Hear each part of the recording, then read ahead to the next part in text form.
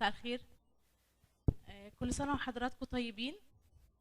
مش عارفة كم حد يفتكر كده من حوالي 6 شهور كنت واقفة نفس الوقفة دي وبحكي لكم عن رؤية مدارس الأحد، وكان معايا ورقة كبيرة كده كان فيها نقط حمراء كتير ونقط سودة، وكان معانا زرعة صغننة كده كنا بنتكلم عن النمو، وكان في ايدي ورقة شبه كده كانت بتتنفض كده برضو. النهارده بعد 6 شهور من مدارس الأحد كنت حابة أشارككم بالوقت اللي فات، وبرضه أقول لكم كل سنة وحضراتكم طيبين. احنا زي ما كنا متفقين في الورقة اللي احنا شفناها دي إنه رؤية مدارس الأحد إنها تكون بتوصل أو بتوصل لأكبر عدد من الولاد اللي ما يعرفوش يسوع أو اللي مش بيروحوا أماكن أو كنايس تانية، يكونوا بيجوا وبيحضروا معانا وبيتباركوا وسطينا. علشان كده كنا يمكن الرسالة دي كانت سهل توصل للولاد وتوصل لقلبهم قوي. فمن أول مرة كان اجتماع لينا كان يوم 3/8، كنا شاركنا في أول يوم كان حد من فريق القطيع الصغير، كان عددنا تقريبا 30. يمكن وصلنا دلوقتي نشكر ربنا ان احنا العدد وصل 100 طفل. فدي حاجة حسينا ان ربنا بيشجعنا بيها جدا، ان الولاد متشجعة انها تيجي، واحنا كمان بنحس ان الولاد اللي بتيجي بتنبسط قوي. الحاجة التانية انه المنهج اللي احنا ماشيين بيه بيشجعنا قوي في السكة اللي احنا ماشيين فيها، انه المنهج اسمه حكايتي في كتابي، والمنهج ده بيميزه قوي ان هو بيربط حياة الولاد بالكتاب المقدس، او بالعكس كمان انه بيوري الاطفال انه كل حاجه انا بعيشها وكل اختبار او احتياج او اي موقف بمر بيه ليه مردود في الكتاب. كل حاجه ليها مرجعيه في الكتاب، انا بمر بموقف دلوقتي فانا بقدر الاقي رد لده في الكتاب. المنهج ده احنا مدعمينه جدا بالافكار، يعني بنهتم قوي بالوسائل الايضاح، بالحاجات التشويقيه عشان الولاد تقدر تكون مش بتاخد قصه سرد قصه كتابيه، لكن ازاي اكون بطبق ده في حياتي. ومش عارفه الشيخ ماهر كان مجهز لنا شويه صور كده.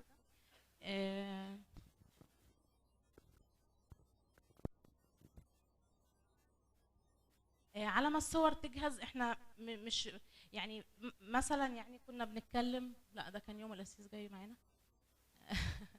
ممكن نقف هنا ثواني. القصه دي كانت بتتكلم عن فلك نوح. القصه دي معروفه قوي بالنسبه للولاد كلهم، بس احنا حبينا انه طب انا ده يعني ده كان زمان وكان في ناس عملوا كده وتعرضوا للموقف دوت والرب انقذهم، طب ده هيفيدني انا في حياتي ايه دلوقتي؟ فاحنا فكرنا عملنا الفلك دوت على قماشه وقلناها نصين، وخدنا وقت صلاه مع الولاد انه الفلك ده هو فلك النجاه بالنسبه لي اللي بيرمز ليه الرب يسوع، واللي عايز يدخل يتفضل. ومن الناحيه الثانيه كان في حد بيستناه بالورقه اللي فيها الريمبو او قوس قزح بيقول له انه ده عهد الله ليك. شيخ ماهر بتجري الصور بسرعه. الوقت يعني دي حاجه من ضمن الحاجات. عندنا امثله كتير. كنا مره مثلا بنتكلم عن برج بابل، ولو حد سالنا من الولاد يعني ده كان زمان، طب انا مالي ومال ده دلوقتي، او ده هيفيدني في ايه دلوقتي؟ فاحنا فكرنا انه برج بابل ده بيتكلم عن الكبرياء، ده كان هدف الدرس. فاحنا عملنا كل فصل بيكتب الحاجات اللي بتخليني احس ان انا مميز قوي عن الناس اللي حواليا، وابتدينا نبنيها هنا كأنها برج. وبعد ما حطينا كل ميزاتنا اللي ممكن تخليني ارتفع على غيري وعلى ربنا واحس ان انا حد متعالي قوي، فجأة كل الكراتين وقعت. الافكار دي حقيقي احنا لما بنيجي نسترجع الدروس علشان نرتب يوم مراجعة او حاجة كده، احنا ككبار بنفتكر الدروس بالحاجات اللي احنا بنعملها دي. حاجة كمان دي فكرة من ضمن الافكار اللي بنعمل بيها الايات. يعني الآية مش بنديها مجرد ورقة للولاد، لكن كل الشغل بيبقى قص ولزق وحاجات، حتى لو الولد مش عارف يقراها لكن هو فاكر الآية كانت معمولة في اليوم الفلاني بالطريقة دي. ده كان ملاك، وكان حقيقي مش عارفه شيرين موجوده معانا ولا لا. الباشمهندسه شيرين كانت برعت جدا في الموضوع ده يعني.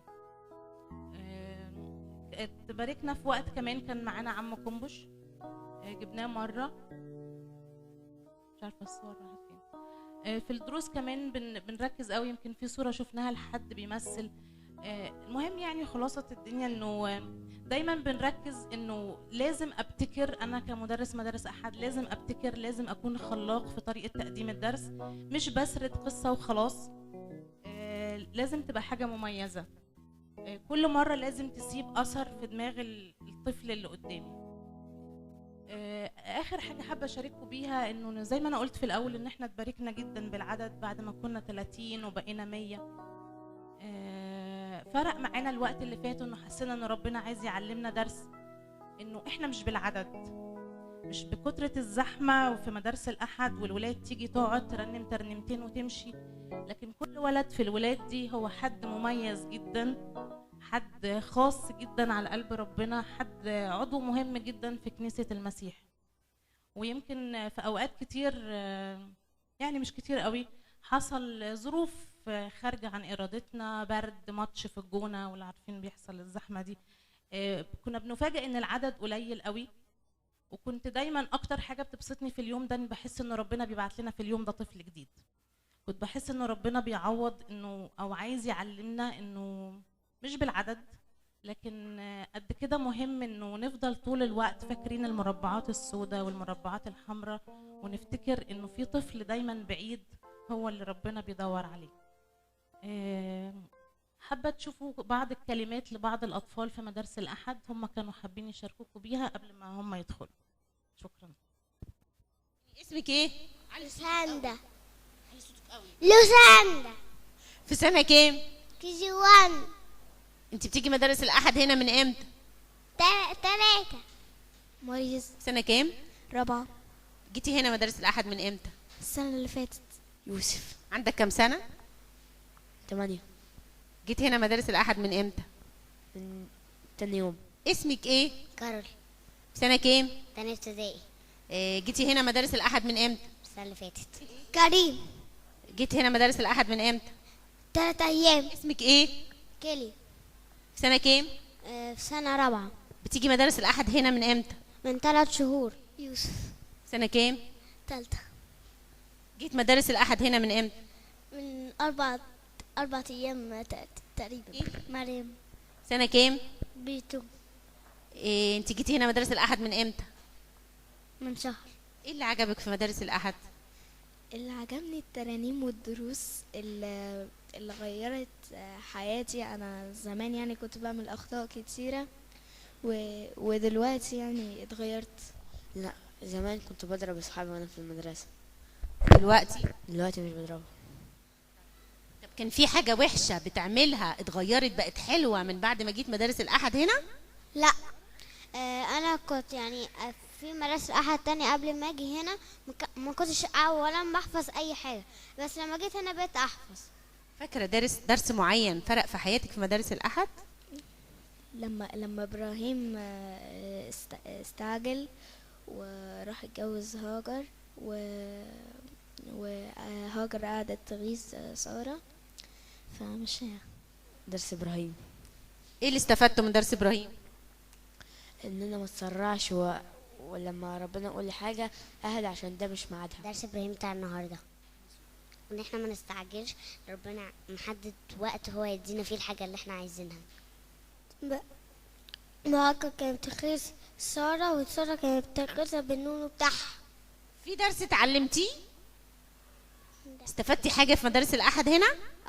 ايه؟ استفدت ان انا يعني لما ربنا يوعدني بحاجه ما استعجلش عشان اعملها، هو في يوم يعني هو قصده في يوم هيتعمل فيه. طيب استفدت حاجة في مدارس الأحد؟ ان انا ما اتسرعش لما اعمل حاجه، ان انا ما اتسرعش لما ربنا يقول لي حاجه وما اعملهاش بسرعه. حافظ آية من المدارس الأحد اللي خدتها؟ المحبة لا تسكت ابدا، لأن هكذا أحب الله العالم حتى بذل ابنه الوحيد لكي لا يهلك كل من يؤمن به بل تكون له الحياة الأبدية. الرب سائر أمامك، هو يكون معك، لا يهملك ولا يتركك. لا تخف ولا ترتعب. أنا هو نور العالم. عين الرب، عين الرب نحو الصديقين، وأذناه إلى صرخهم. الرب سائر أمامك، هو يكون معك، لا يهملك ولا يتركك. في آية حافظاها؟ طب بتحبي مدارس الأحد قد إيه؟ كتير. كتير قد إيه؟ قد كده. وهذه لكم العلامة، تجدون طفلا مكمطا مضجعا في مزود. إنجيل لوقا 2:12.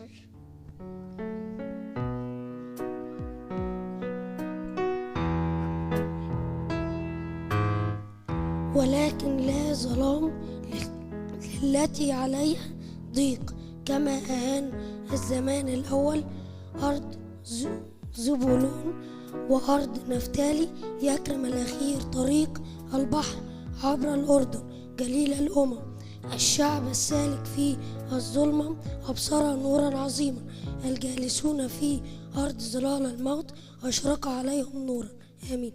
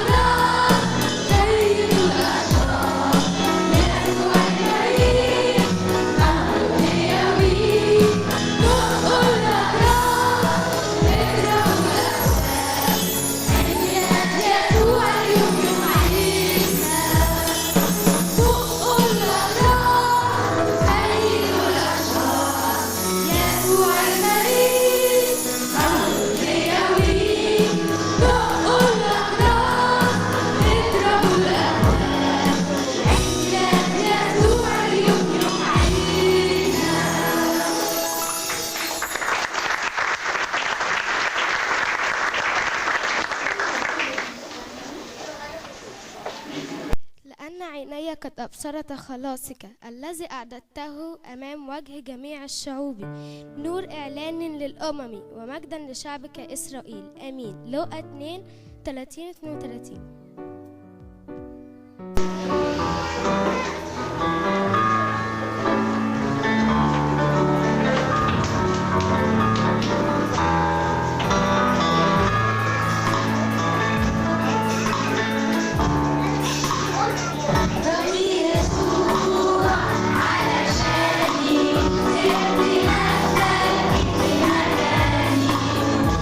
وآتي من وقتي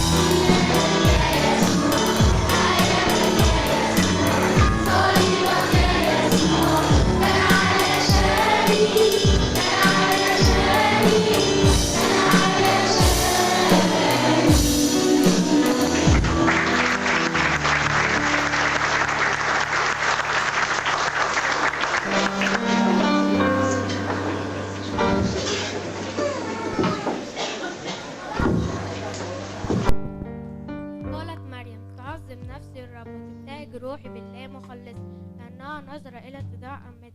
فهوذا منذ الآن جميع الأجيال تتوبني، لأن القدير صنع بي عظام واسمه قدوس. إنجيل لوقا 1:46-49.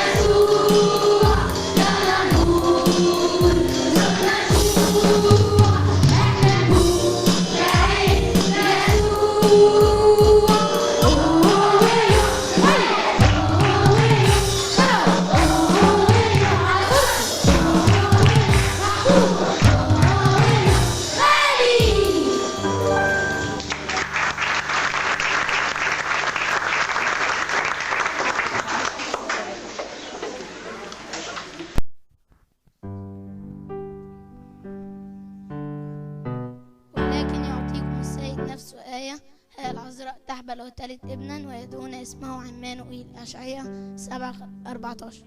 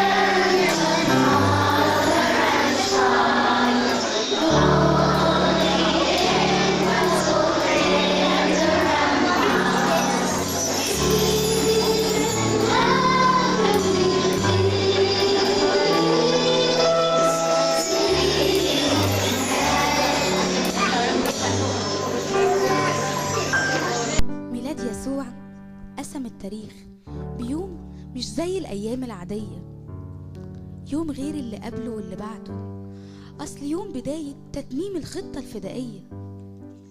ولكن لما جاء ملء الزمان أرسل الله ابنه مولودا من امرأة، مولودا تحت الناموس، ليفتدي الذين تحت الناموس. يوم ما بدد ضلمة الأفكار بنوره العجيب ولمعان نجمة فلكية، وبكده كتب نهاية بعد الأمم. قبلهم، أيوة قبلهم في دايرة حبه الأبوية.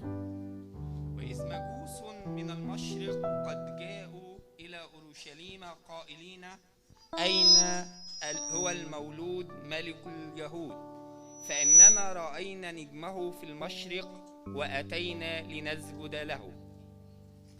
يوم ما بدل تعب وخوف رعاة سهرانين في البرية ببشارة ملاك، بشارة فرح وتمجيد وأغاني أجناد سماوية. لا تخافوا، فها أنا أبشركم بفرح عظيم يكون لجميع الشعب، أنه ولد لكم اليوم في مدينة داود مخلص هو المسيح الرب. وظهر بغتة مع الملاك جمهور من الجند السماوي مسبحين الله وقائلين المجد لله في الأعالي وعلى الأرض السلام وبالناس المسر. جه عشان يفصل الخطية عن حياة كل اللي يجيله من البشرية، يعيش معاه بسلطان حرية، يبدأ من هنا على الأرض ويكمل لحياة أبدية. لا شيء من الدينونة الآن على الذين هم في المسيح يسوع، فإن حرركم الإبن فبالحقيقة تسيرون أحرارا. بس يا ترى هل كل ده يعني شيء ليك وليا، ولا أنا تايه وسط دايرة ذكريات من اللي فات، خايف من زحمة أيام جاية؟ صوت يسوع دلوقتي ليك وليا، تعال لحضني هساعدك، أنا مستنيك، دي سنة مقبولة، وقت تعويضات إلهية. كفاياك بقى، كفاياك، بطل تبص على عجزك وظروفك اللي خلت أهدافك وهمية، فرحتك بقت مسروقة وأحلامك متدارية. جرب، قرب، هتلقى معاه فرحة رغم كل تعب أو ضعف كان، نوعها أفراح سماوية تبتدي جواك لما تيجي بقلبك للمزود بإيمان وتقدمها ليسوع هدية.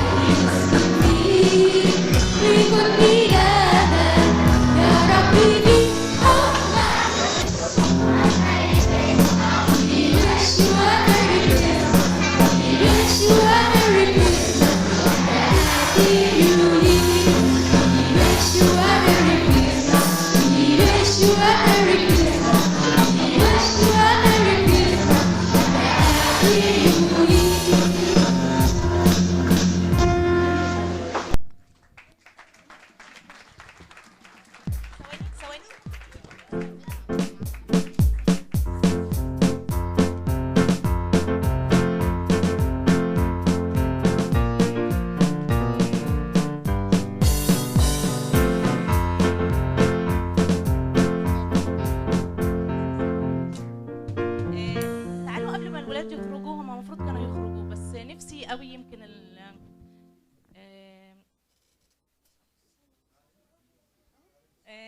نفسي قوي قبل ما الولاد يخرجوا نصلي علشانهم دقيقة كده، ناخدها في الصلاة نصلي عشان ولادنا. يمكن مش بنفتكر كتير نعمل كده، لكن فرصة وجات لنا نصلي عشان ولادنا، ونفتكر انه زي ما كانت رانيا بتقول انه ميلاد يسوع قسم الزمن قبل الميلاد وبعد الميلاد. خلينا نقول انه اللحظة دي ممكن تكون يا رب يعني تبقى سنة فارقة في حياة ولادنا، ويكون قبل ما يعرفوا يسوع وبعد ما يعرفوا يسوع. خلينا نصلي علشانهم دقيقة.